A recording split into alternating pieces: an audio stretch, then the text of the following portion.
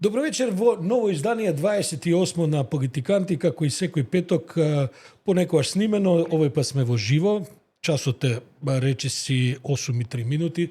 Гледам дека веќе имаме 30-40 луѓе кои што се во живо. Јас сум Сашо Ордановски, а со мене во етерот, бидејќи не е во студиото, е мојот колега. Добро вечер од мене, Боријан Ивановски. Борјане, нема да објаснуваме кај си, бидејќи делува када си во некој врвно професионално студио во Холивуд. Ми фали само позадината од Мечка Ван Дам. Тоа би било интересно, ама тоа вечер ќе го гледаме како ќе ви интересно ќе биде. Борјан, имаме едно чудо теми што треба да ги поминеме пред да стигнеме да го најавиме гостинот. Имаме многу интересен гостин, ама за едно половина саат и со него ќе направиме, се надевам, интересен разговор. А јас и Борјан, кога се подготвувавме за вечерва, онака прочачкавме, минатава недела прилично густа и на домашен, и на регионален, и на меѓународен план. И ќе треба веројатно да се сконцентрираме, да бидеме што пократки. Борјан, иначе ако се разбориме, отиде еден саат без да почувствуваме. Има теми многу што отвори неделава. Така е. Јас, ако немаш ништо против, може би со една вака, бидејќи ќе дојдеме и со гостинот кој што ќе го најавиме благовремено, ќе разговараме за овие теми кои што се врзани за меѓународните ситуации, нели, за кризата на Блискиот Исток, за изминатиот самит на НАТО и така, бидејќи се некои важни работи се случуваат на почетокот пред да почнува изгор лето. Не знам ти кај си точно, ама овдека денеска беше една ужасна, и вчера до душе што е права, и за утре најавуваат истото. Тоа е една ужасна, онака како на експрес лонец атмосфера, бидејќи беше 30-40 степени температурата, ама пред 2 часа заврна и одеднаш се издиша целата работа, па сега можеме дури малци и да дишеме, да бидам искрен. Борјан, може би е добро да почнеме со, не знам, во Македонија гледам дека тоа баш нешто многу не се издискутира, ама пред 2 дена завчера во Бугарија оставка на сите политички функции си даде Кирил Петков од Промените продолжуваат. На еден начин, ќе објасниме многу кратко и зашто си даде оставка, бидејќи се случи еден скандал во кој што двајца градоначалници на Промените продолжуваат и двајца советници во одредени помали градски совети исто така излегува на пресконференција да се пожалат на разноразни коруптивни ситуации во кои што наводно учествувале функционери на партијата на Петков. И Петков, мислам, ми делуваше како да едва и чекаше да дојде до овој момент. Излезе, одржа една кратка пресконференција, кажа дека него му е веќе доста од политика во Бугарија, дека прилично во тоа инвестирал, жртвувал и така натаму, сега да не одиме во големи анализи за последните 3-4-5 години, но многу ме потсети на начинот на кој што Заев се повлече од македонската политика, практично во еден момент. Па дури би рекол дека и тоа е онаа генерација кај што и Ципрас се повлече од политиката и така, и мислам дека таа етапа и во Бугарија завршува. Сега се таму во тек, јас бидејќи во Македонија малку се следи што се случува во Бугарија. Бугарија е една неверојатно интензивна земја во која што политичките настани се толку набиени, нивните афери за корупција се овие нашиве се како за оградинка, бидејќи они се сепак членки на Европска унија и таму парите се, да речеме, 5 до 10 пати поголеми што се крадат, милиарди се упрашања.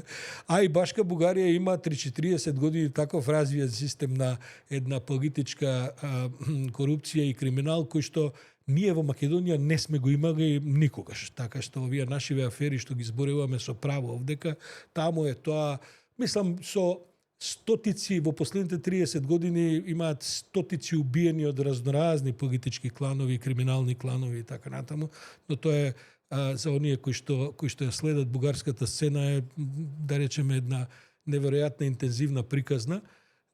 Но јасно е дека практично сега со повлекувањето на Петков, таму сега уште повеќе се засилува Бојко Борисов и Дељан Пеевски, кој што нели е еден од главните луѓе за кои што се врзуваат разни контроли, особено на полициски тајни служби и така натаму, и Бугарија влегува во еден период кога уште повеќе ќе заглавува во разноразни сценарија кои што се неверојатно поврзани со криминали, со злоупотреби од една страна и од друга страна со напредување на државата, фала на прашање од пред ден-два стана членки на еврозоната.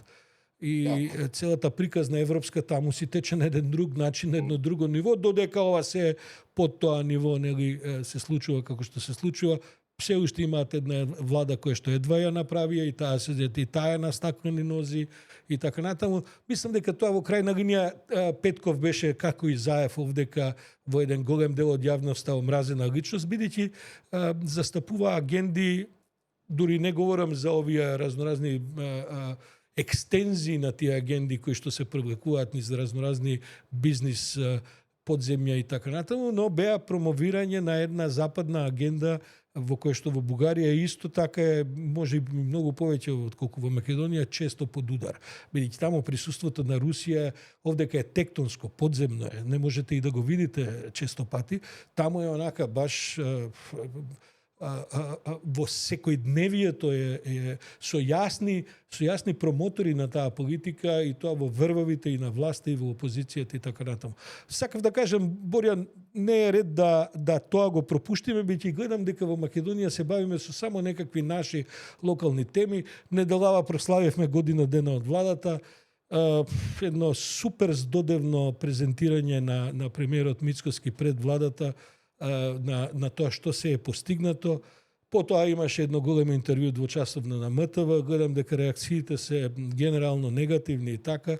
Баш онака у старите, како во старите комунистички, ајде да не кажем комунистички, ама груевистички времења, каде што таксативно се наброја сите тротоари кои што се изградени, за да се испостави дека всушност најголем дел од тие проекти се правени од претходните влади, особено од претходната влада.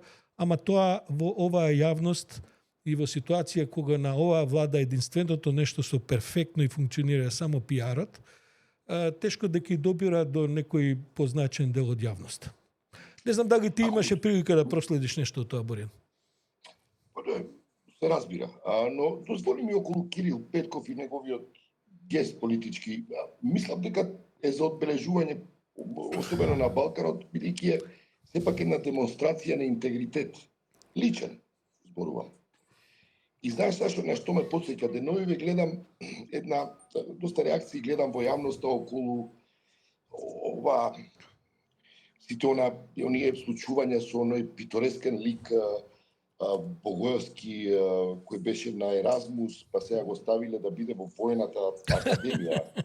Не, мислам, види, Сашо, не тоа, знаеш што, јас не би навлегувал ни во Петар Богоевски, ни во Мицковски и нивните коалициони или договори, но она што ме фрапира, и тоа е тема за прашање на личен интегритет.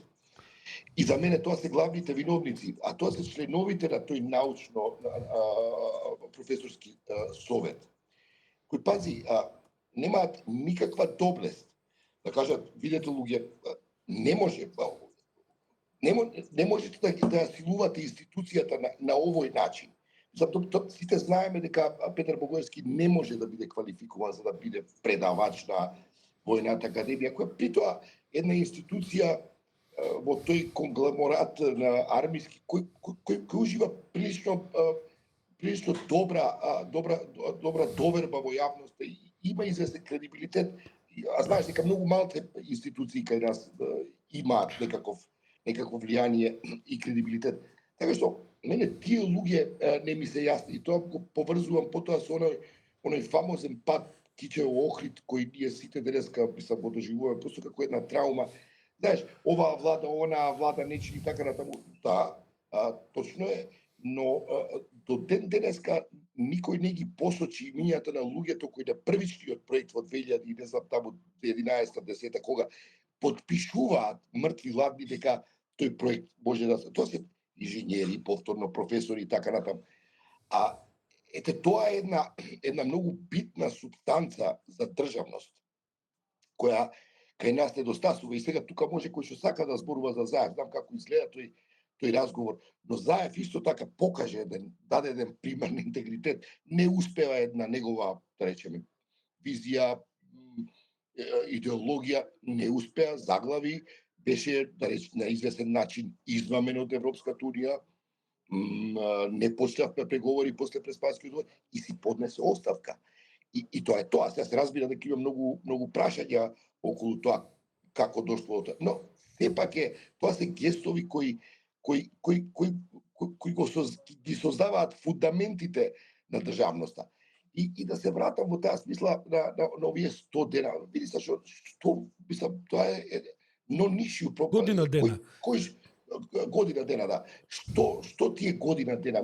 Просто ништо, дупло голо, континуитет, 30 годишен континуитет на дупло голо. Така можем да го наречам. Особено кога ги гледаш овие сите примери на партиска послушност, на упорно билдање на некаква на партизација на државата, на институциите. Што да очекуваш, со што би можел да се пофалиш ако тоа ти го одржуваш една самоуништувачка машина која просто ги ждере и последните нуклеуси на државноста и она што е денеска актуелно идентитетот, да речем. Слушај, да ти кажам, мислам, символично е ова. Ја Петар Богоевски го знам, се разбира какој половина држава бил и така со години и така натаму. Немам ништо против, неговата политичка кариера е колоритна во најмала рака речено. Меѓутоа, Мечка даде вчера во емисијата една добра дефиниција. Не е проблемот Петар Богоевски. Проблемот е што Мицкоски сака на сите да им каже дека правам ја што сакам. Тоа го прави со разноразни кадровски решенија кои што во меѓувреме му станаа крајно проблематични, од немање, од фалсификување на јазични курсеви до реакција на Европската унија по повод претходната функција на Богоевски, така натаму тој на сите своји луѓе кои патем биде речено иако не покажа некакви спектакуларни капацитети нити успеси за оваа година дена, он просто инсистира да биде по негово. И тоа едно ситничаво, едно, како да кажем, една многу кратковида политика во оваа година се виде. Да ти имаш погрешни луѓе на прави места поставени, тие не даваат резултати. Еве ќе се наврата види Александар Николовски, например, за кого што јас и ти се согласиме дека не е глупав човек. Напротив, тој знае да размислува. Он е политиколог по професија. Бидејќи од едни или други причини не стана министер за надворешни работи, тоа му беше ќефот и валда намерите така, отиде во Лондон да преговара финансиски кредит. Кои се неговите квалификации да преговара за финансии на Македонија, а не отиде министерката за финансии. Тоа значи дека во Лондон не преговарал за финансии, дека финансиите се испреговарани и без потреба да оди за Лондон, дека таму нешто друго е преговарано.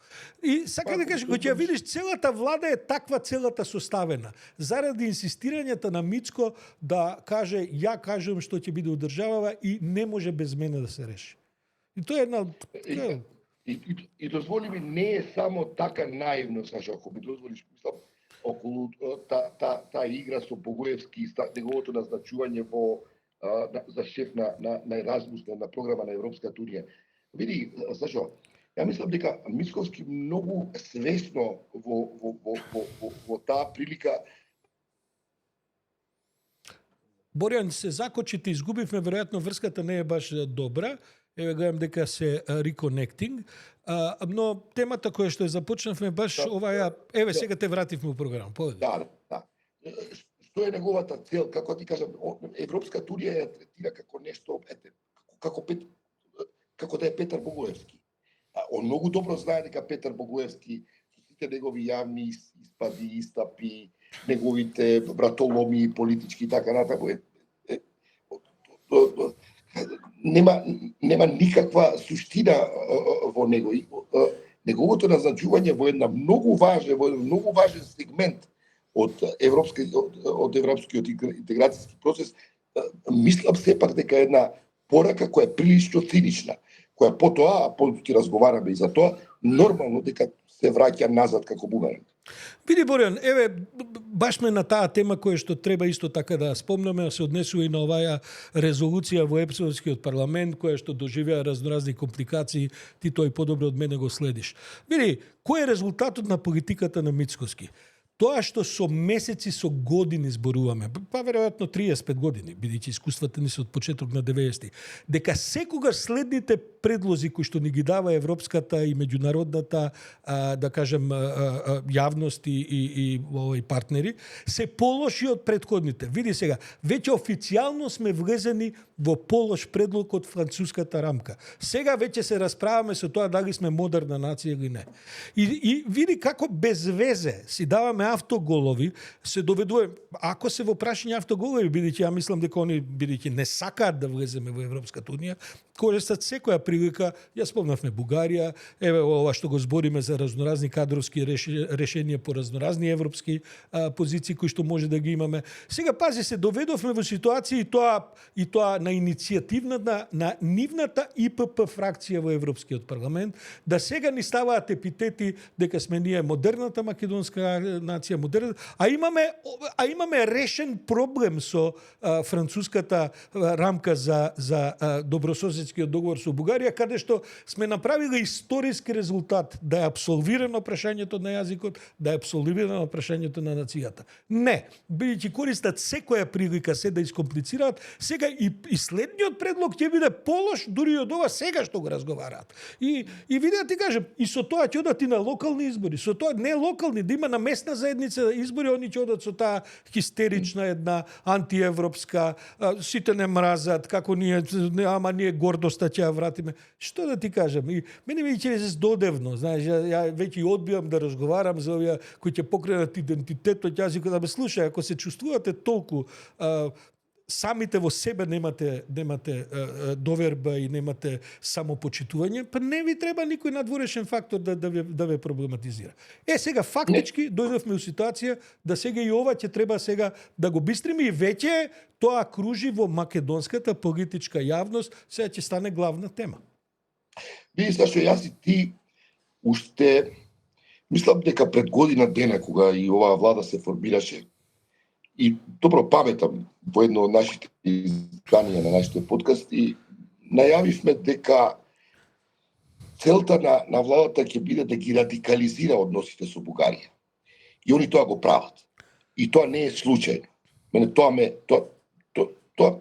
загрижува дополнително. Значи, воопшто не е случајно. И сега, еве, што ќе се случи?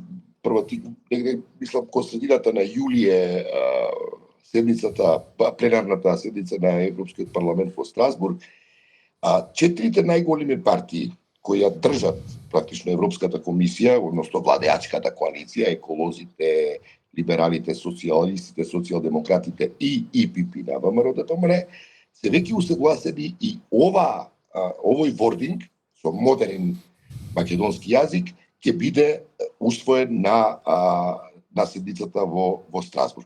И тоа што нема да имаме ние на АФЕТ седница модерен македонски јазик на Комисија за надворешна политика. Туку ќе имаме резолуција која е донесена на пленарна седница на Европскиот парламент. Сега гледај, моето мислење лично е дека Мицкоски тоа го сака затоа што тој тип на популисти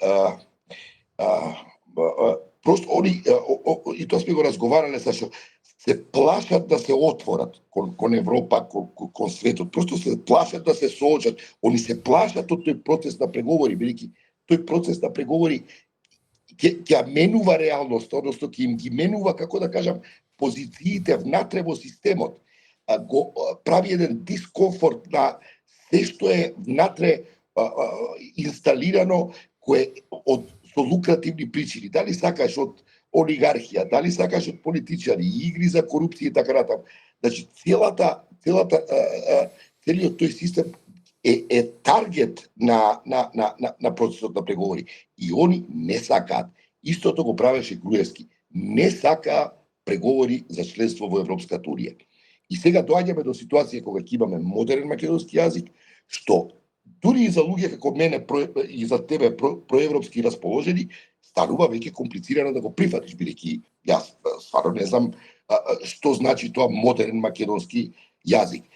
како што не ми е јасно ни како воопшто си дозволивме да ја пуштиме таа тема во парламентот, за да некој парламент, некои пратеници, кои да се, од кои европски земји да се, да воопшто дискутираат дали има, нема и каков е македонскиот јазик, кога прво е тоа една работа која е утврдена, како Стигор те рече тоа во преговарачката рамка, стои македонски јазик, документите во Европската комисија се преведени на македонски јазик, за да сега дојдеме до ситуација кога можеби, не знам, ќе се надоврзе на оваа резолуција и комисијата и ќе рече, па добро, ако е така, дај да видиме ова со модерен македонски јазик. Инаку што се случи, види што се случи, Сашо.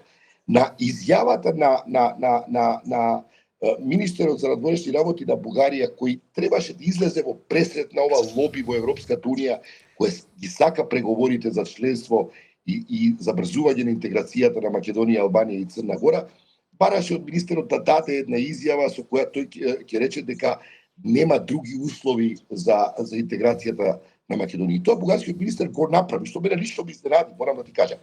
За да после тоа Мицковски излезе со изјава во која он бара потврда за многу вековниот, време тоа многу симптоматично, ќе ти кажам зошто.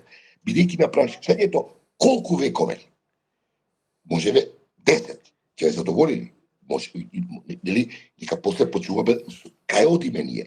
Или бидејќи Александар Македонски колку е пред Христа, значи колку вековниот треба ли да напише некој парламент бројката на векови, колку е стар македонскиот идентитет, за да тоа нас не задоволи.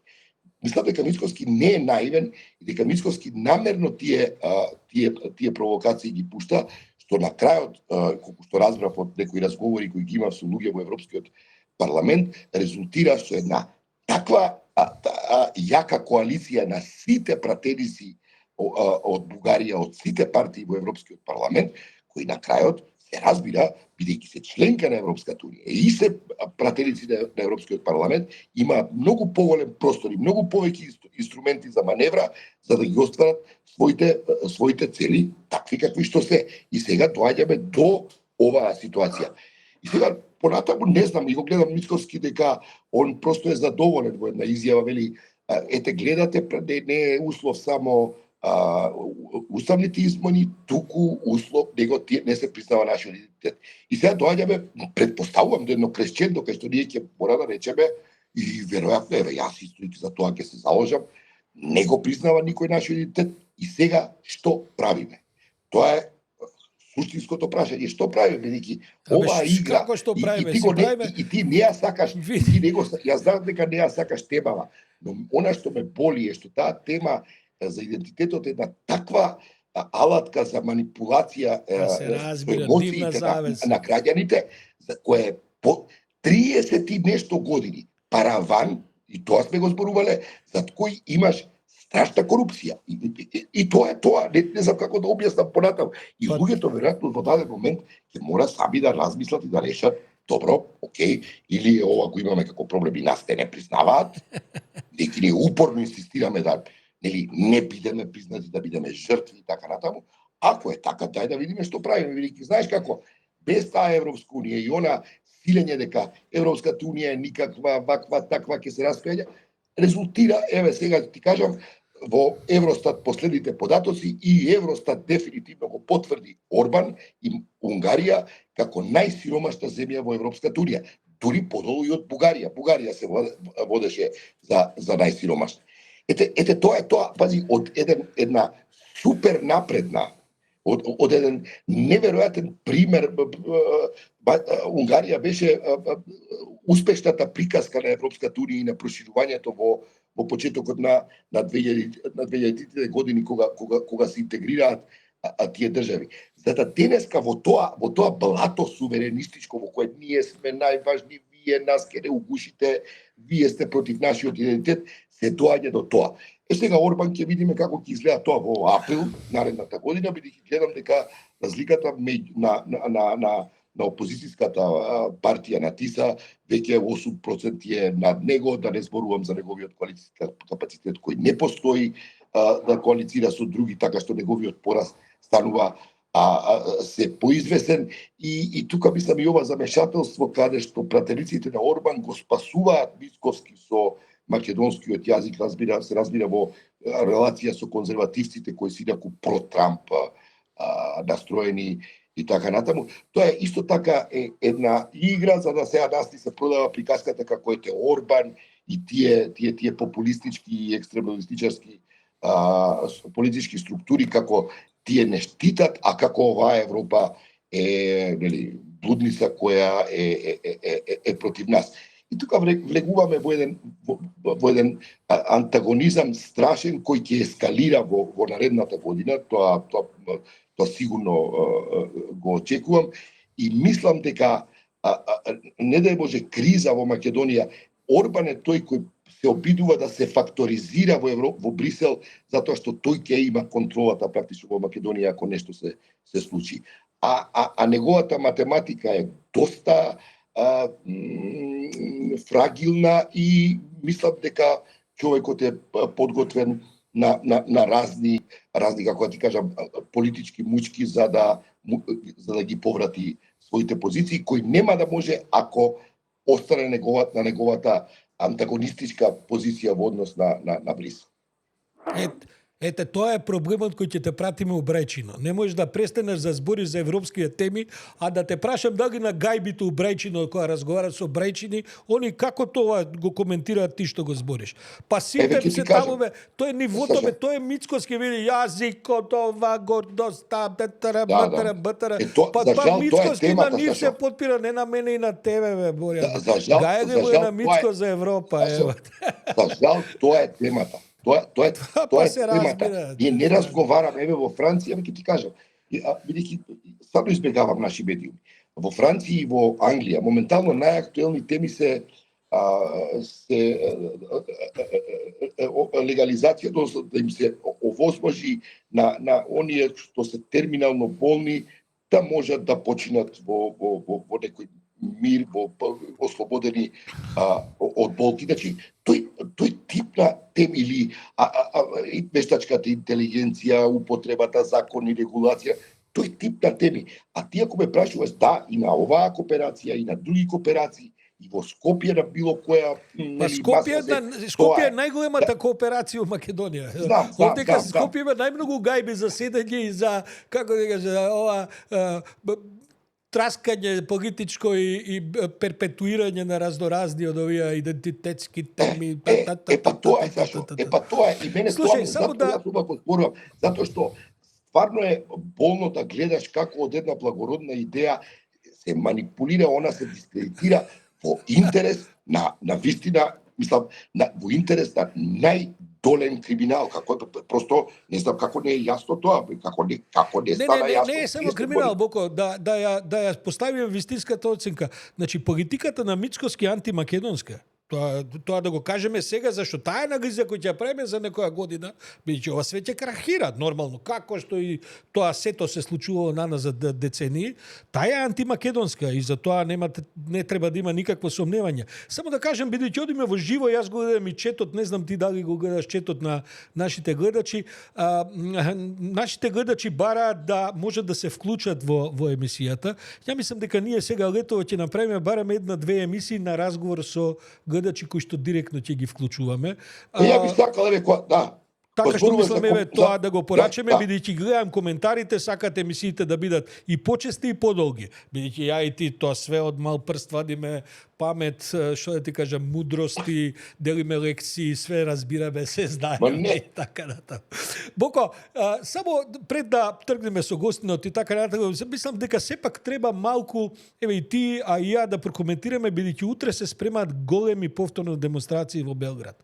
Се спрема еден Видовденски, нели, србите се онака митолошки врзани за Видовденски собери, да не анализираме сега колку пати во поновата и во постарата историја правеле работи за Видовден. Инаку ги гледам анализите во Србија на паметни луѓе, Видовден е еден апсолутно измислен верски празник кој нема врска, тој е пагански еден обичај, ама знаеш како кој ќе ти влезе у митологија како и овие наши од ВМРО, кој ќе почне траскаат митолошки теми што немаат врска со реалност, тоа ќе ти стане потоа реалност. Така Така што утре се спрема еден веројатно исто толку голем како и минатиот пат кога студентите демонстрира повторно еден студентски собир, но мислам дека овој пат од тоа што ги гледам најавите, собирот нема да се растури или ако не дојде до насилно растурување, бидејќи гледам дека Вучиќ се спрема со цела една батерија на мерки што се ќе прави, сите закани се веќе дадени во последните денови, сите подготовки се веќе направени, или со барање за негова оставка, овој пат не со мирно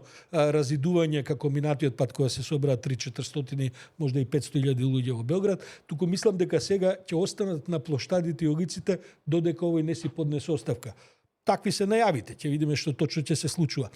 Тој расплет може да биде многу занимлив, бидејќи се доби впечатот дека Вучиќ како да малку дигна глава од оваа криза во која што влезе веќе со месеци наназад и дека практично веќе се доведе во една слепа улица во која не знае што тоа прави, меѓутоа успеа да ги умори студентиве, успеа разединетата опозиција, таму е исто еден карамбол од разноразни опозиции, успеа да придонесе да не се обединат, но утрешниот видовденски протест, не знам колку автобуси ќе отидат од Македонија, ние традиционално додуше Вучиќ кој ќе закаже демонстрации, ќе заминат едно 500 автобуси од Македонија, така оти ние пат со Вучиќ многу сме врзани и така.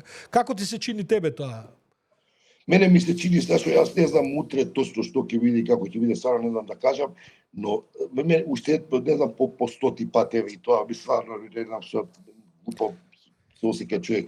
Види, популизмот завршува проколтан во собствената челуст. И он нема спас. И просто дали тоа ќе биде утре на Видовден или ќе биде друга година на Видовден, тоа ќе се случи. Ти не можеш да ја силуваш на тој начин државата до таа мера да ја партизираш, до таа мера да ја поларизираш. И потоа ти да очекуваш, потоа да викаш дека ти твојата држава има не знам каков развој, дека тоа. Значи едноставно нема формула по која тој тип на режими има некаква перспектива. И не знам како тоа луѓето не го учат од историјата, ти го некаш тоа јас кога зборувам на подкаст, дека историјата стварно треба погледнете, учете, во сите одговори се во неа, особено за вакви едни типични ситуации, не разбирам како е можно поинаку човек да тие работи ги перцепира. На крајот пиштате еве ги таа приказка со Трамп, како Трамп ќе им помага, како не знам што ќе прават.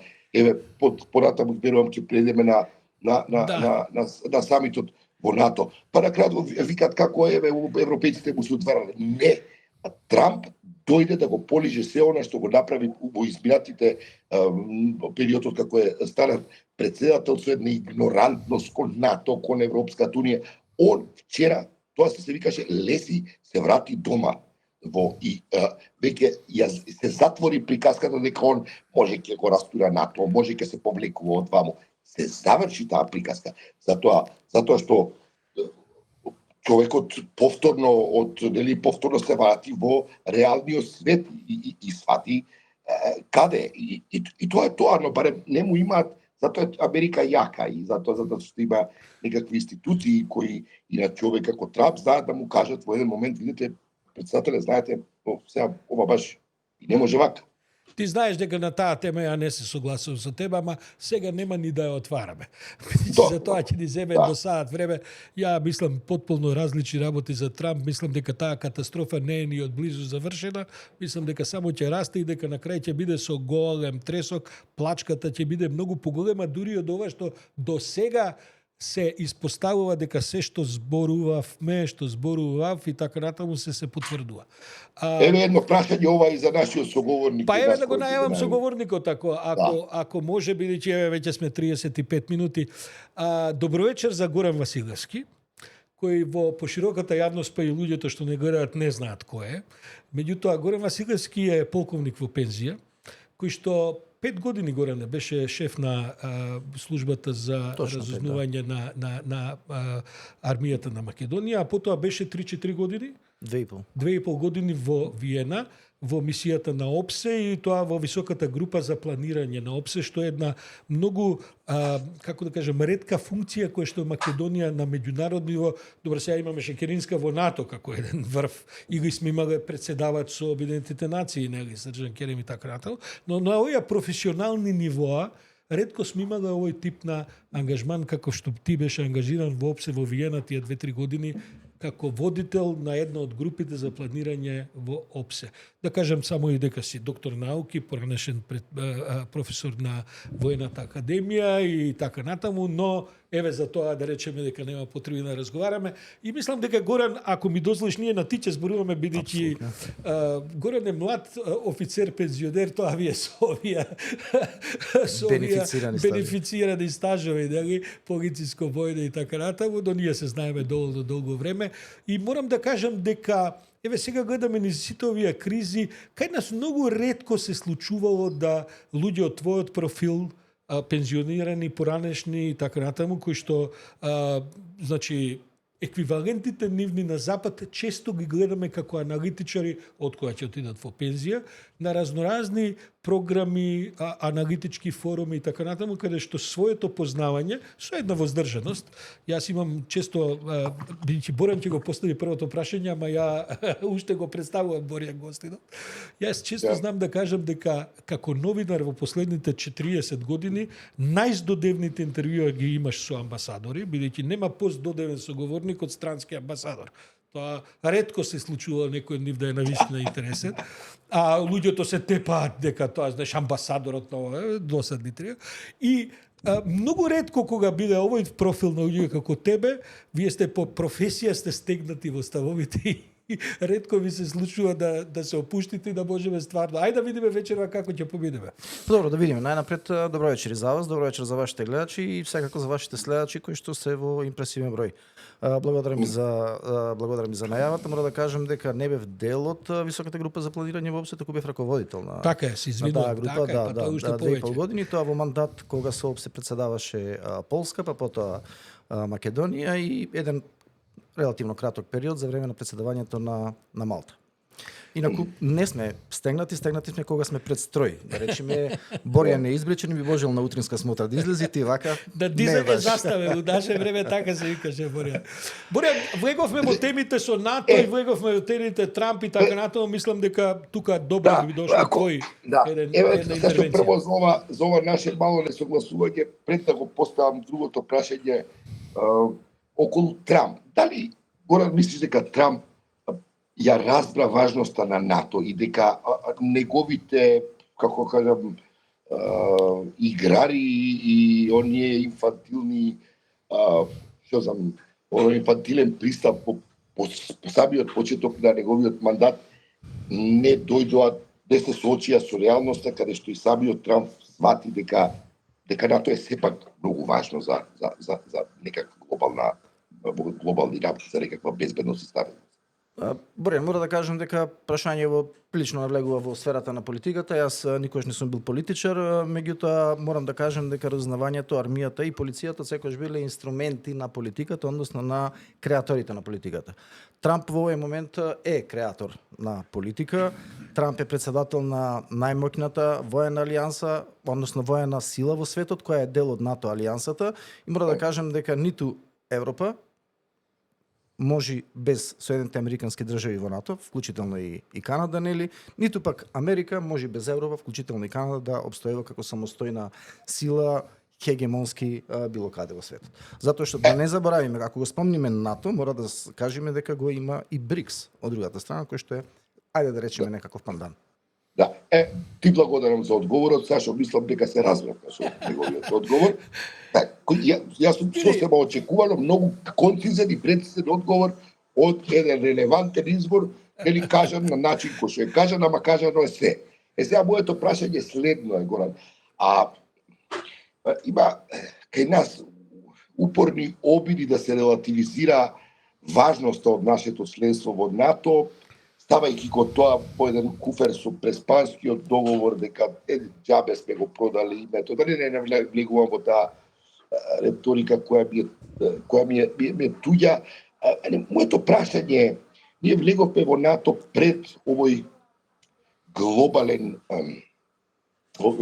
тектонско пореметување во безбедносно-политичкиот глобален систем.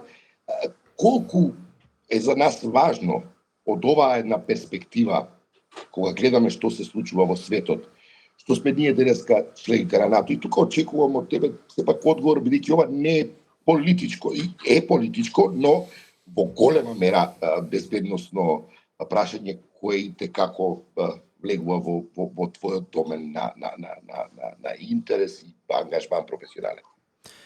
Се согласувам. Прашањето е интересно. Оно што рече пред овие крупни светски безбедностни настани, ние мора да кажем дека левавме во НАТО и пред Финска и пред Шведска, кои што беа традиционално независни држави и без малку апансас инсистираа да влезат во НАТО. Што сака да каже дека НАТО не е сојуз кој те приморува да влезеш во него, туку е тоа на доброволна основа. Следно, ако веќе што би било со Македонија доколку не би била членка на НАТО, јас се согласувам со најголемиот број од македонските граѓани, исто како и вие, дека условите под кои што влеговме во НАТО не беа баш пријатни за Македонија. Ние станавме членка и дел од најсилниот колективен военно политички сојуз. Значи, многумина го гледаат НАТО само како воен сојуз, тој е пред се и политички сојуз.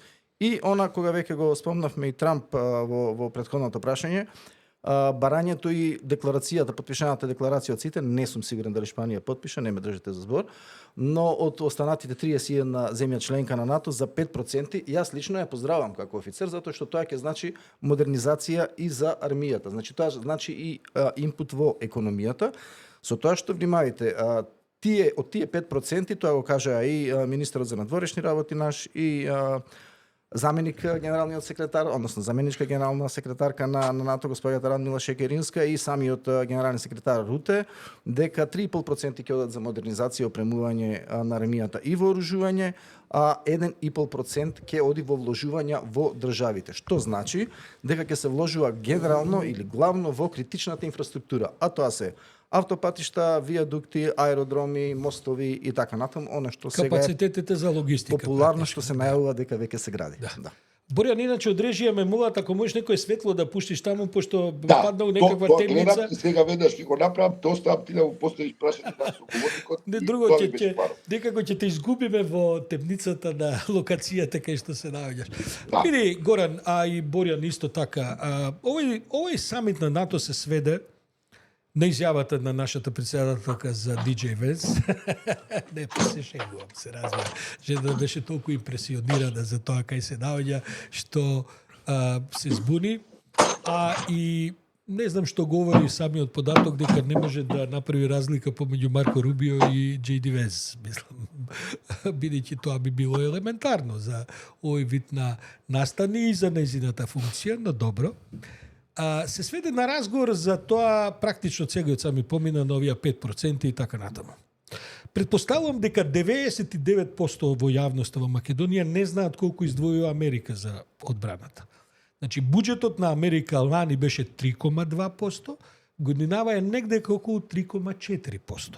Кога ќе го прашате Трамп, чекај бе, зашто бара се од нас ние 5% делуваме, а ти да одделуваш 3,4%, еден од неговите одговори е дека ние толку многу придонесуваме за безбедност у светот, што не е ни важно колку ни е тоа од GDP-то. Иначе таа бројка е генеричка, се разбира. Ако фатиш да анализираш, американците можда и 10% трошат на одбрана, меѓу тоа се приватни сектори, развој, секако, веројатно 5 пати повеќе од сите други заедно, но формално правно, нивниот, сега баш проверував, во мај одделувањето од GDP-то има 3,4, а бараат од Македонија да одвои 5%. Сега. И тоа вака делува како една прилично, да кажем, вака дрска, и ако ти велиш одлично тоа за армијата ќе значи добро и така натаму. Се извинам, тоа не го велам јас, тоа го велат сите останати, го речи министрот за надворешни работи Муцунски и министрот за одбрана. Се разбира. Па и другите министри присутни таму и многу поголеми земји од нас го кажуваат тоа. Британците прават такви трикови, бидејќи британците. Јас сум задоволен како воено лице офицер, бидејќи знам дека тоа ќе значи инпут во одбраната, поготово во нашата одбрана која навистина има потреба од развој сериозен. Друго ми е поентата. И тоа со Борјан сме го разговарале во различни наврати во изминатава година. Заради инвазијата на Русија врз Украина, прво и со доаѓањето особено на Трамп, иако тоа заложба на многу американски претседатели пред Трамп, ама овој тоа го прави како што и самиот најбезобразен и така натаму го прави најбезобразно воопшто, затоа што он треба да е центар на се што се случува. Европа тргнува во наредните 5 до 10 години во едно комплетно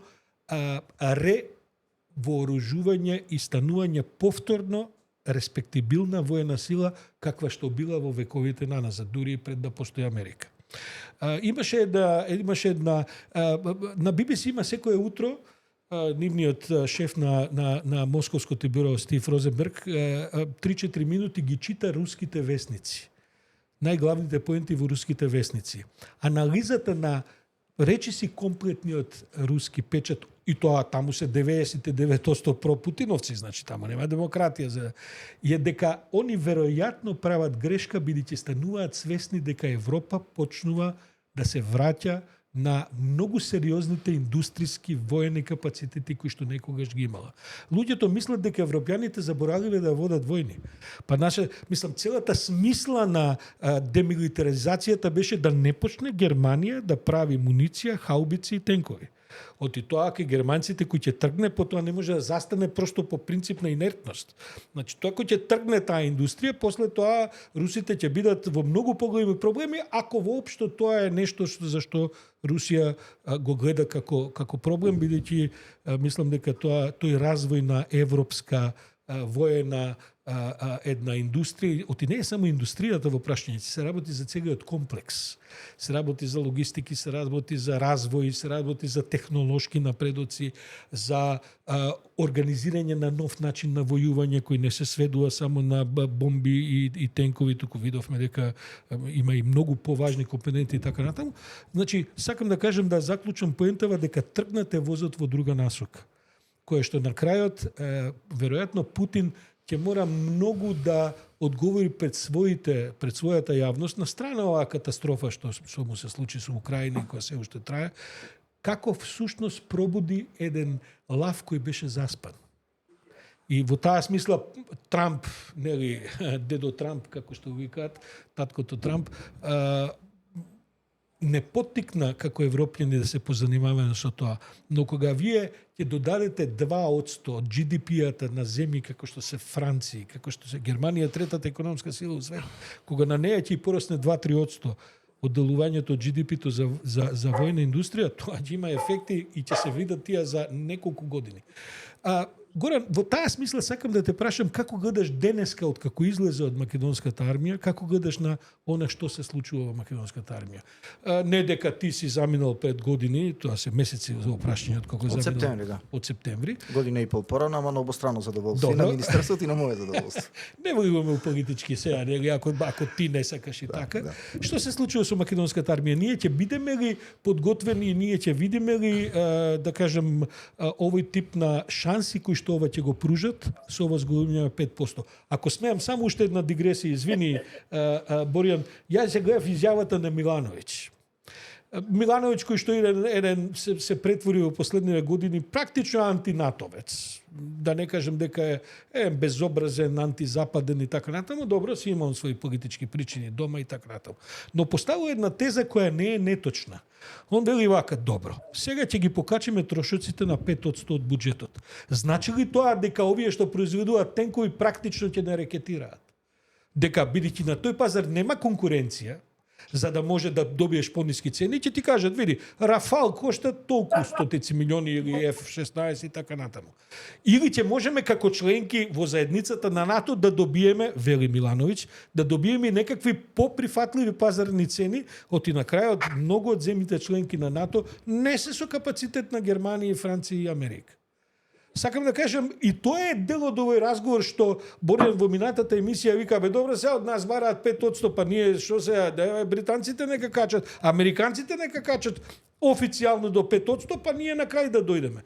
И во таа смисла те прашувам каква е состојбата во македонската армија. Ќе треба ли многу набавки да правиме за да достигнеме некакви нивоа на подготвеност? Така, не би сакал да зборувам во аспект на тоа што затоа што си има проекции, подобро е тоа да добијат официјален одговор. Меѓутоа ќе ви кажам која е моето мислење. Не би се согласил дека нема конкуренција. Години наназад, кога се вршеа набавки за потребите на одбраната и на армијата, имаше конкуренција. Впрочем, ако се сеќавате на не би ја нарекол афера, меѓутоа оспорувањето на набавката на хеликоптерите, договор кој што беше склучен влада со влада помеѓу Македонија и Италија. Да. Токму министерот кој го спомнате за транспорт и врски ја отвори таа тема, ангажира и меѓународна адвокатска куќа, Three Crowns, ако не се лажам, се викаше, која на крајот, кога го разгледа целиот договор, им рече, окей, договорот е супер избалансиран, доколку Македонија тужи, тогаш ќе биде во понеболна ситуација и ќе треба да плаќа пеналти. Но, да се вратиме на овие 5%, тие 1,5%, што значат вложување во не само во инфраструктура, односно во одбранбените капацитети на државата. Вие двајца сте повозрастна генерација и знаете дека ние имавме наменска индустрија во Македонија. Че ги имавме Сувенир Самоков, ги имавме Еврокомпозити кои што произведуваат делови за рачни ракетни фрлачи и имавме ремонтен центар за тенковите, металски завод Тито и за други возила, за да не ни се случи да мораме армиско возило да носиме во приватен автосервис некаде во Газивава и да се чудиме сега каде е тоа возило. Значи, тоа ќе значи па ти би рече, ако можност... сме на темата, не видов, го најдол на камионот. Па јас ги следам билтените од МВР, во билтените од МВР ги нема. Не го најдов камионот. Нема, не знам, не сакам да дискутирам. Јас се почитувам, јас видете, се ова што сум до сега и одолжам на армијата. Јас легов во армијата со љубов, постигнав една кариера, задоволен сум, единствено што да речеме ми е жал, имав амбиција да станам генерал, ама не може секој да стане генерал. Меѓутоа станав раководител на највисок воен раководител од Македонија на една меѓународна институција, затоа што да не забораваме, ОПСЕ сојуз од 50, односно организација сочинета од 57 земји членки. Од Канада до Владивосток, вклучително и Кавказскиот регион. И од таа перспектива, Но Македонија што ќе прави сега со овие 5%? Како ќе се прилагоди на тоа? 3,5% оставам да одлучи да испланира Министерството за одбрана и Генералштабот. Значи, тоа мора да биде целисходно за капацитетите кои што ги има армијата. Значи, ние имаме некаде приближно 6000 војски, имаме една бригада, неколку други единици, да не одиме сега во детали. Тие капацитети мора да бидат добро испланирани, затоа што сепак и НАТО си има своји надзорни органи, ќе речи да, ова ви треба, ова не ви треба. На крајот на краиштата. Морам да кажем дека она што јас го гледам е дека актуелното раководство, односно актуелниот кабинет на Министерството за одбрана, министерот Мисајловски и тимот кој што го има околу него ги следат политиките почнати од 2017, особено политиките кои што беа втемелени од 2020 година кога станавме земја членка на НАТО. Моje мислење е дека треба да се оди во континуитет, да не се има пракса како што беше до 2016 година министрите за одбрана да се менуваат на секои 2 години, затоа што ова е една комплексна структура. Вие имате единици, вие имате одделенија, вие имате една цивилна структура која што мора да функционира заедно. Набавка на хеликоптери, набавка на оружје, набавка на опрема. Ќе ви дадам еден пример. Сите земји во окружувањето на Македонија, вклучително и Косово, имаат програми или имаат договори за производство на дронови. Главно воени. Ние немаме. Бугарија дури има развиено програма за дронови кои што ќе вршат наводнување во земјоделието. Значи, од таа воена програма излезена и друга програма која што ќе биде од општо добро и општа корист. Значи, Грција, Албанија, Србија, Бугарија и Косово имаат веќе во план производство, изработка сама или лиценцирано. Косово има со Турција договорено за Байрактар. Така да тие 3,5% ќе значат и дроновите, ако почне да речеме, ако се рестартира наменската индустрија, тоа нема само да се купи, него ќе мора да се произведува кај нас. Добро, Горан, сега, да се вработат исто. Што е право, мислам, наменската индустрија не е дека сосема не работи. Тоа е друго прашање дали во јавноста. Па добро, мислам дека Самоков произведува поранешно Сувенир Самоков произведува амуниција, ништо друго. Добро. Да речеме дека некои работи можда и не можеме да ги образлагаме овдека баш во детали, ама секако има уште многу капацитет што може да се развие таму. Зборуваме за кај нас? За кај нас зборуваме. Второ, мислам дека нашиот развој е под силен мониторинг на координацијата во НАТО. Ние не можеме да кажеме, добро, ние ќе направиме се ескадрила, дури и да имаме пари. Ама мора да биде така. Сакам да кажам, што како извини што ќе биде вооружените сили. Така, сакам да кажам, значи тоа е еден систем, не е тоа нешто како што меѓународната заедница има, односно меѓународниот агенција за атомска енергија контрола врз она што се случува моментално во Иран, така и НАТО има соодветна контрола врз она што се случува во одредени армии, поготово од земји кои што се релативно нови членки.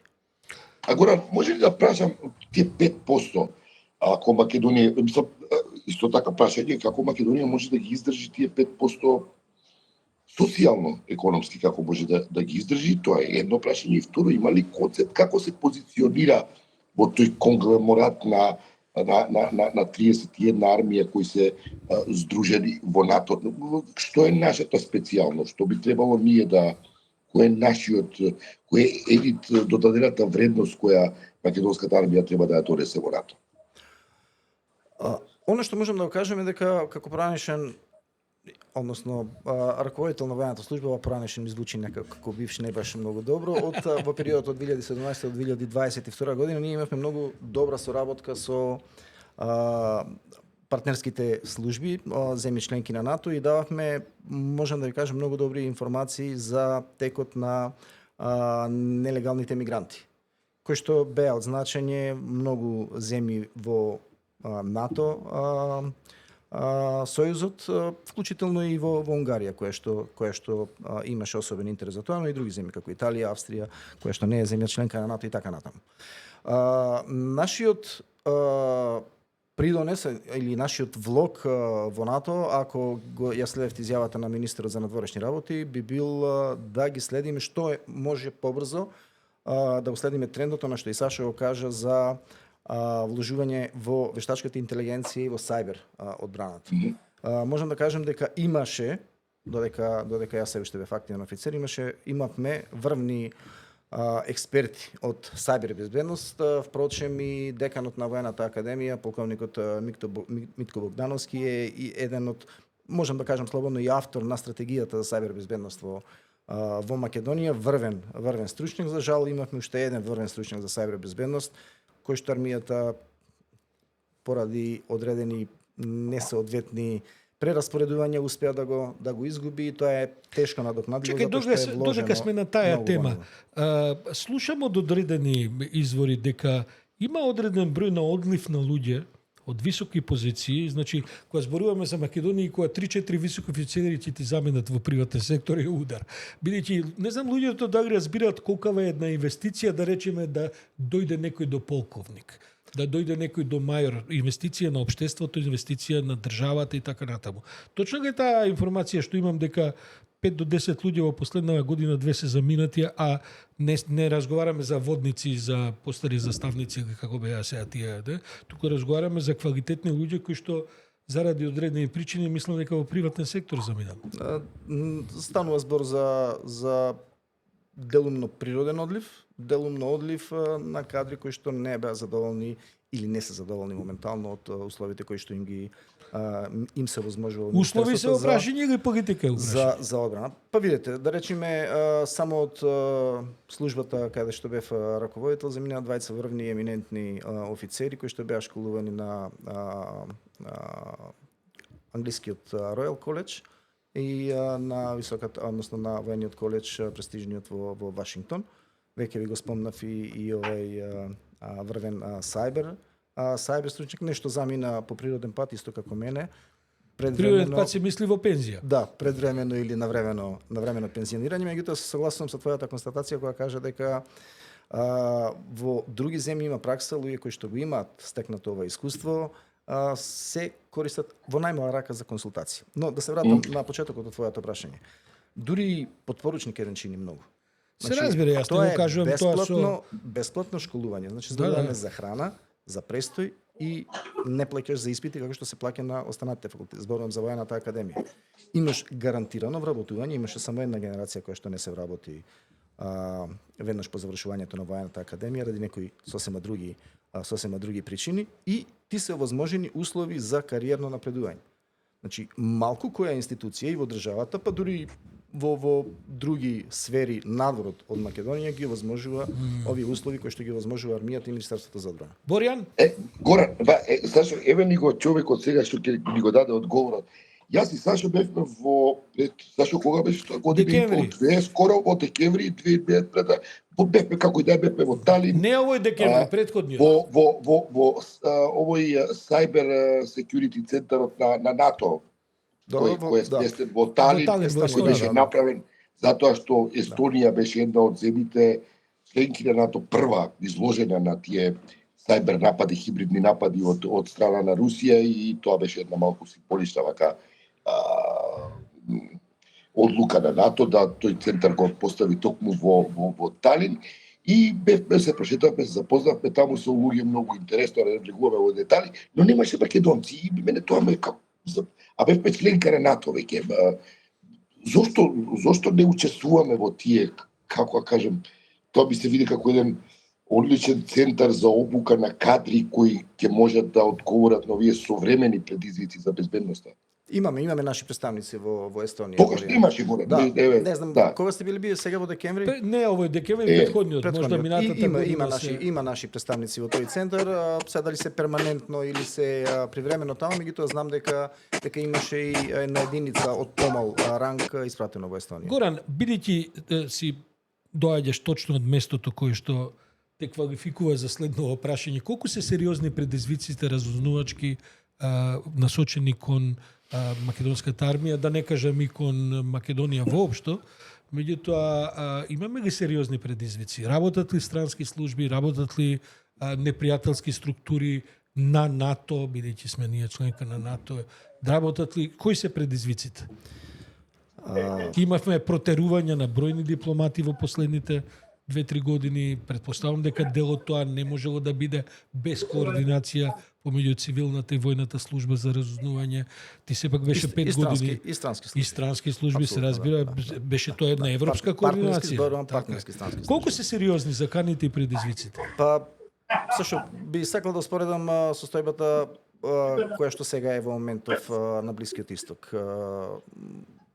Израел покажа на колку и да не ги оправдувам политиките на Нетањаху, јас се воодушевувам на разузнавачките капацитети, на разузнавачките и контраразузнавачките служби, да. Значи, најнапред, ако може да кажем како дојде воопшто до нападот на Иран, не му текна преку ноќ. Најнапред, ако се сеќавате, губија лидерот на Хезбола Насрлах во Либан, па потоа се направи сето на сценарио во Сирија за да се тргнат руските трупи кои што беа во Тартус, меѓу останатото, за да имаат непречен премин израелските авиони до таму. И безмалку со милиметарска прецизно да ја гаѓаат веќе зацртаните цели.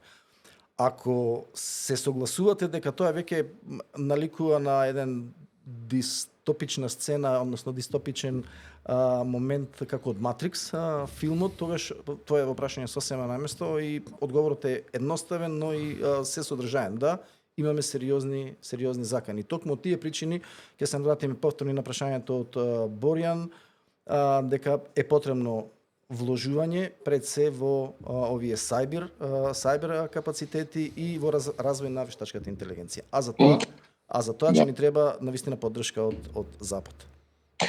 Мене, ако може да преминеме на малку помалку технички детали, не ова беше политичко прашање, дали сме изложени на, да речеме, на, не знам, руска шпионажа. Тоа прашав преведено, само го поставив прашање. Имавме неколку пати кога беа хакирани системите, вклучително и пред реализација на изборите. Тоа е еден од заканите. Не мора само да се изложени армиските капацитети. Има ли работи што јавноста не ги знае, а се сериозни, се разбира. Тоа е прашањето. Сигурно има. Јавноста, затоа се службите тука да ја заштитат јавноста.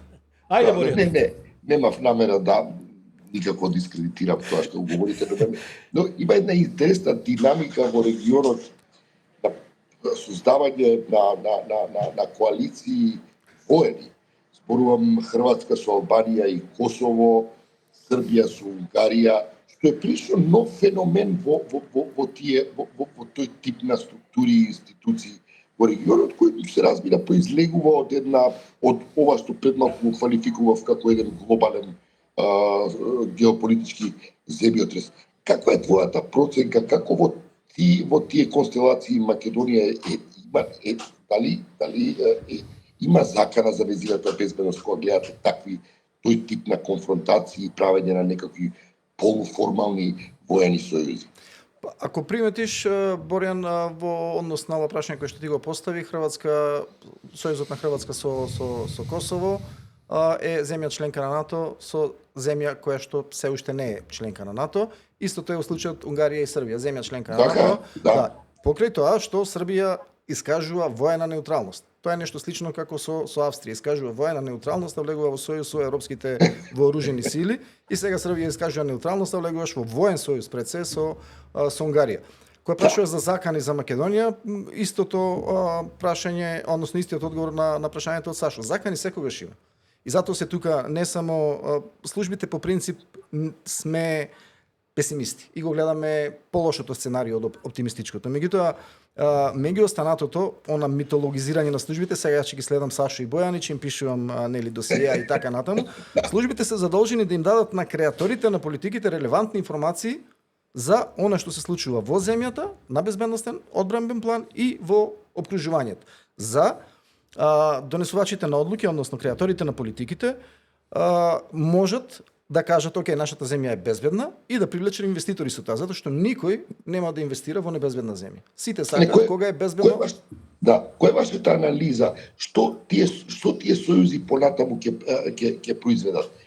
Па мене самиот сојуз на страна Македонија, регионот дали е во опасност кога имате таква една ситуација? Не, ја мислам дека се тоа тоа е дека као бенигна една играчка за дневна политичка употреба или е некаква стратешка, можеби? Не, класична балканска симултанка, Борјан, можам да кажем.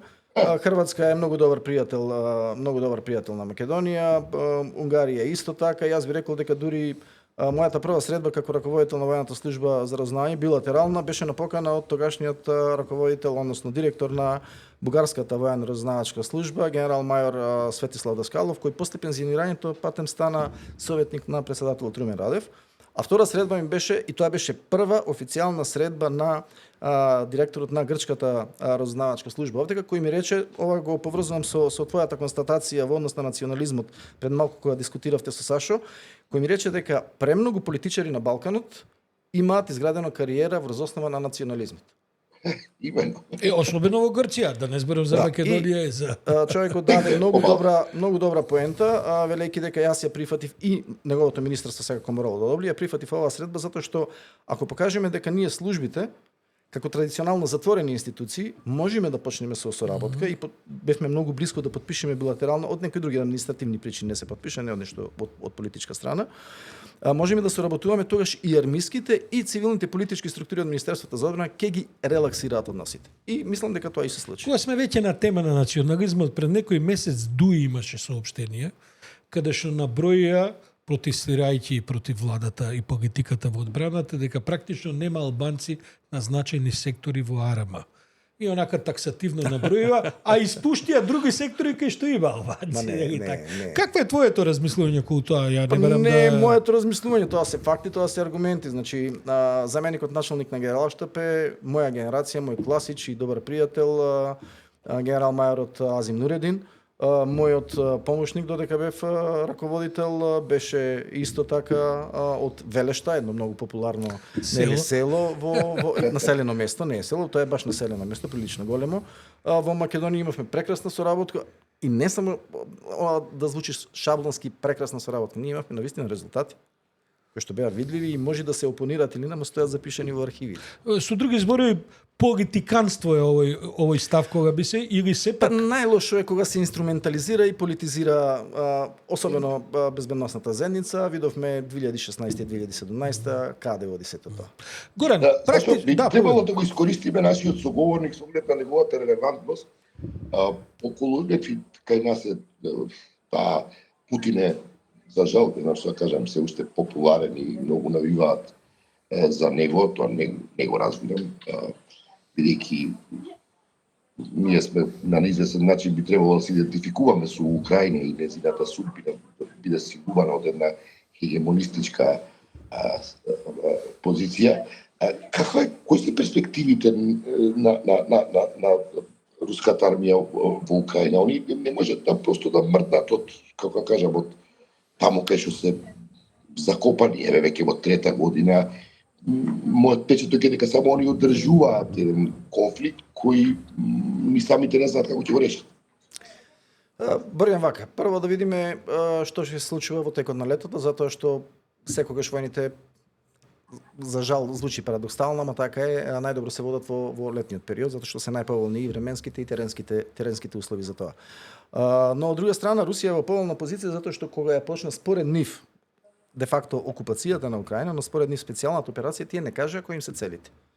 И утре кога ќе дојде до преговори и се постигне некаков договор, односно барањето првично во Истанбул што беше кажано од страна на руската делегација е дека ги сакаат деловите на територијата од левиот брег на Днепар. Ќе речат да, токму ова ние сакавме да го постигнете со нивната, како што тие кажуваат, специјална операција. Додека Украина во секој случај би била страната губитничка, бидејќи тие си ја бранат сопствената територија. Украина покажа една невидена храбност, една невидена резистентност и повторно ќе се навратиме на она што ме прашавте што е потребно на Македонија. Украина, односно војната помеѓу Русија и Украина, всушност ја лансираше како нова стратегија за војување вештачката интелигенција, дроновите и користењето на технички средства наместо живата сила, односно војниците, како што до скоро беше случај. И неслучајно не заборавете дека шпекулациите, да ги наречеме, пошто едната страна вика да, другата не, учеството на севернокорејските војници на руска страна. Јасно, не, ама тоа е учење на тук терен за она што може да се случи на твојот собствен терен. Да, има разни лекции кои што се учат во целиот свет околу. Именно. Така да тоа би било Борјан одговорот. Русија во секој случај ќе биде во дипломатска смисла кажано добитничка страна, но како земја, вие многу пати го имате споменато, тоа изгуби страшен број на луѓе.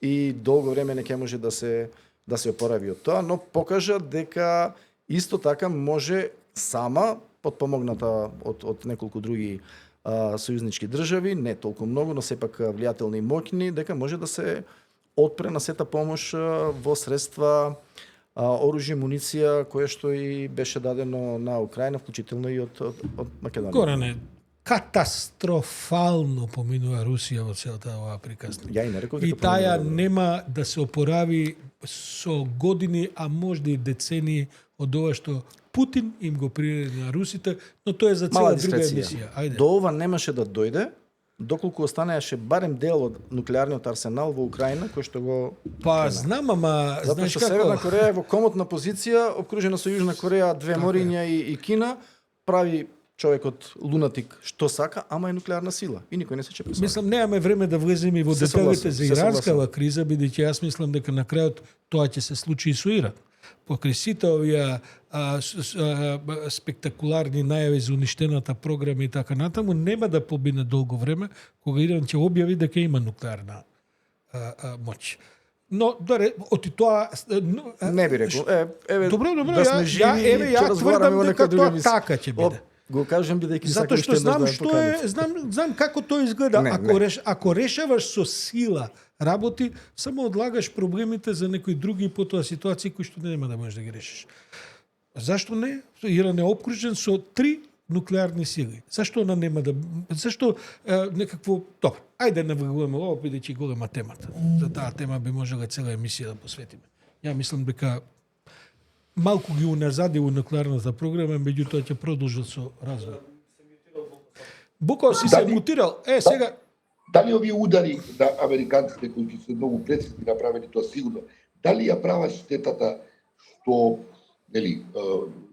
се очекува дека да бидат уништени тие постројки на иранците кои овозможуваат да имаат истински атомско оружје?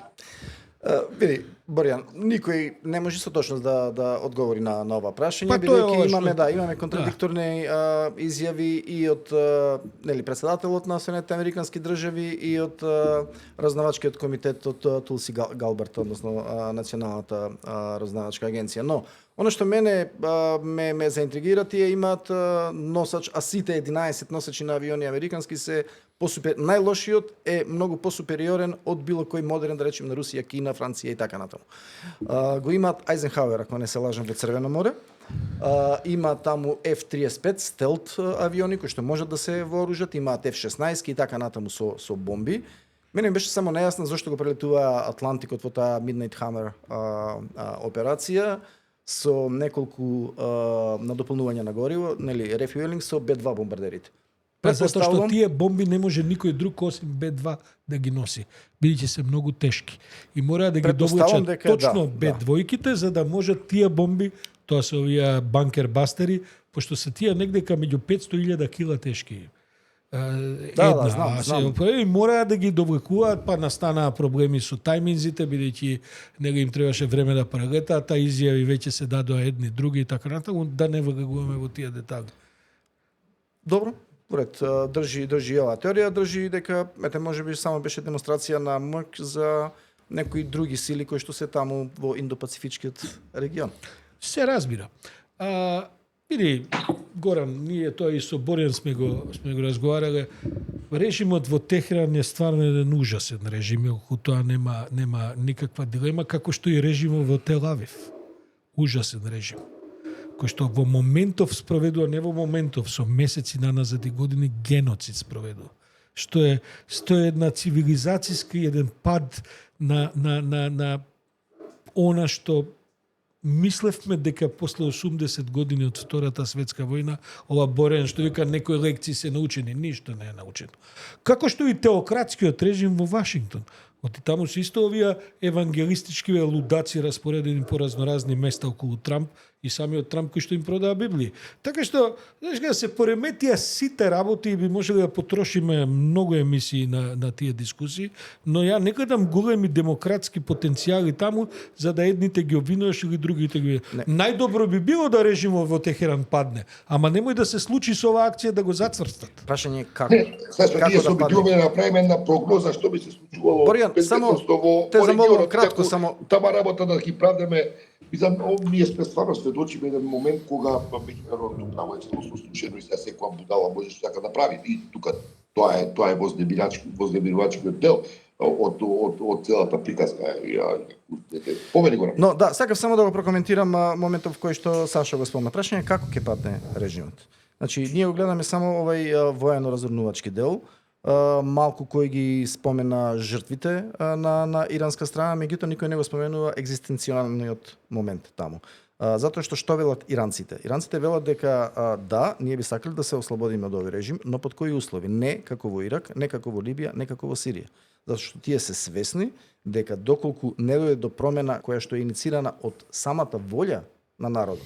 Фактички тие се иранците како граѓаните на Иран кои што се видите, да развивате нуклеарна програма не можете со ограничени луѓе, тие не се тоа е една високо софистицирана средина. Значи, една исклучително образувана нација, живеат во една куќа, околу куќата гори пожар, тие се внатре, можеби ама ќе изгорат во куќата, затоа што ако излезат надвор сега ќе изгорат од пожар. Во многу незавидна екзистенцијална ситуација сега. Се разбира. Мислам, таа е компликувана и долгодецениска дебата и така, јас просто не гледам дека суштинските проблеми на овој начин би се решиле. Кога би можело сите да се разоружат, би било најдобро. Ама кога не може... Добро. Инаку, зашто, за следното издание ќе го чувам, немаме време денеска, бидејќи при крај сат и сат и пол сме веќе во онлайн. Како е дојдено, бидејќи АИ е првпат употребен во оваа офанзивна разузнавачка операција во и мислиш на вештачката интелигенција, имам, собирам информации и сакам за наредната епизода да приказна на учеството на АИ во целата операција да го не е прв пат. Многу интересно и тука се враќаме на потребите од правење на нови концепти во што инвестираме кога говориме за одбрана и што се новите трендови во таа смисла, војски и не знам што така. АИ почнува да станува главниот војник на теренот, практично главниот разузнавач, главниот војник, главниот командант, мислам командант баш не, ама му треба човечки фактор. не дај Боже да сам почне да одлучува. Исклучително добра поента, Борјан, затоа, ама една мала корекција, не е почнато во Израел да се користи вештачката интелигенција, туку токму на украинско-рускиот конфликт. За прв пат таму почна да се користи. Добро, Борјан, јас бидејќи го следам и четот, многу логични прашања има, дело тој и ние овдека го поставуваме, ако се воира ноши какви се овие во Израел, кој е меѓународното право, каде е Обединетите нации во целата приказна, нели, цели, како да кажем, има гледачи кои што исто така знаат многу, а и некако дојдовме во време кога сите информации се веќе достапни. Апсолутно, И да. човек не треба многу ни да се труди. Мислам, сите станавме експерти за Украина, сега сме сите експерти за Израел и за Иран, утре ќе бидеме експерти.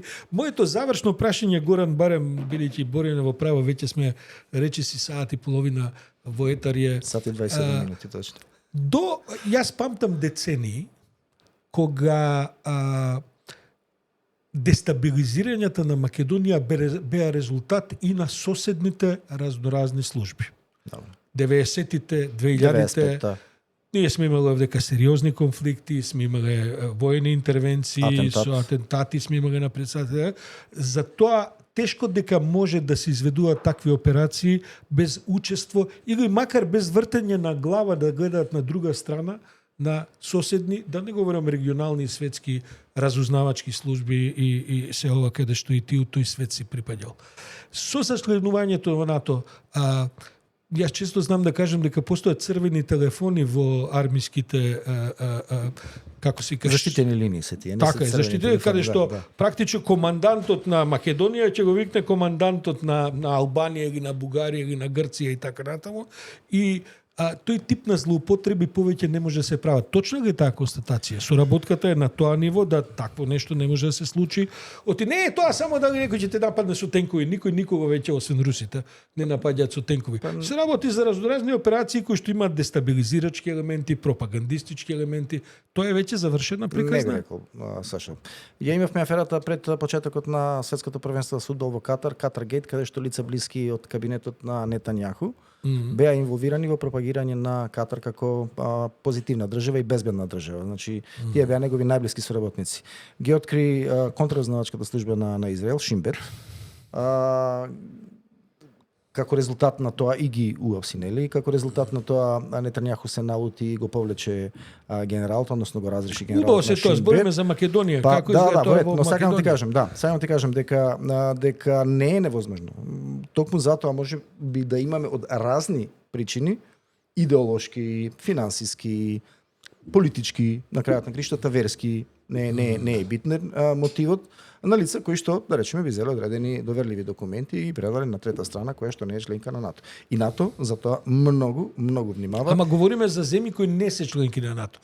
Бидејќи Грција, Бугарија, Албанија, Косово е практично во собственост на НАТО. Тоа се нашите соседи со исклучок на Србија. Сите се членки на НАТО. Таа соработка функционира ли на ова потребно ниво да не си ставаме сопки во овој да кажам меѓусвет во кој што вие разузнавачите живеете? Помалку или повеќе. Ние имавме исклучително добра соработка со одреден дел на военно-разузнавачки служби, исклучително, дури и не помагаа во значителна мерка во секаква смисла. Но да речеме со балтичките земји немавме затоа што сме пак нели географски дипломатски далеко. одговорот, значи ја го прашувам за Балкан, он ми говори за Балтика, ама тоа е Борјан Не сега. добивате одговор, Знаеш како е? Сепак он служи во Виена 3-4 години полковникот. Ги разбира тие дипломатски суптилитети. Борјан, ќе привршуваме да му се заблагодариме на Горан. Фала ви за поканата, задоволството беше комплетно мое. Јас повторно ќе најавам Борјан, бидејќи го гледам тоа и во четот кој што оди во живо, ние ќе треба лето барем една-две емисии да посветиме на прашања и директна дискусија со нашите гледачи, бидејќи тоа го заслужуваат. Навистина не гледаат по ние сме веќе меѓу 10, 20, 30 илјади гледачи на неколку канали на кои се емитуваме и тоа се луѓе кои навистина многу ги цениме, бидејќи па не мислам дека сме баш најпаметните. Мичко е за тоа задужено државата. Не сме ние да бидеме најпаметните. Така ли е, Борјан? Ќе направиме ли еден контакт? Јас би уживал во една таква сесија кога би можеле да разговарам мислам на еден конструктивен начин без оној тип на нели со навреди дискредитации и ад хоминем фрлање на и мене ќе представува големо задоволство да една таква емисија направиме со гледачите. Боре, ја ќе затворам емисијава, тоа ќе го правам веројатно и минатиот пат и претходниот. Мицковски се уште ништо не правите за Велес. Освен што имате пиар валкани кампањи, се уште ништо не правите суштински за Велес. И тоа е срамота, таа срамота се надевам дека политички ќе ја платите, бидејќи не може на овој начин со второкласни и третокласни ешалони да се третира таа трагедија, а вие се уште ништо не правите. За Велес изборам, се извинувам, за Кочани мислев се разбира. Но добро, еве, макар и тој лапсус да се вброи, суштината на констатацијата не е поинаква. Се извинувам, ама на вистина ги гледаме сите овие работи, гледаме сите овие политички, година дена давате нели рекапитулации што сте се направили така натаму, луѓето не добиваат тоа што една држава мора на своите граѓани да го пружи во таков вид на катастрофи. Со Кочанчани се надевам дека ќе имаат некаква подобра перспектива, се уште таму не гледаме вистинска државна, хуманитарна, емпатиска реакција, каква што мора да биде и материјална, се разбира. Со тоа да одјавам оваа емисија на, што се вика, не на high note, туку на low note, но добро е да ги подсетиме, барем оние што не гледаат, бидејќи сите ние мора да правиме притисок во оваа држава, без притисок ништо не се случува. Благодарам за од мене за гледаноста, се гледаме следниот петок, Борјан. Благодарам до соговорникот, Сашо, драго ми беше да се поразговараме како и секоја, се гледаме другиот петок, ја најавив една тема за учеството на АИ во операцијата на ликвидација на клучните функционери во иранската пирамида, во хиерархија, а имаме и други теми. И ќе имаме и други гости, се разбира. Толку од нас за ова издание на Политиканти, се гледаме следниот петок.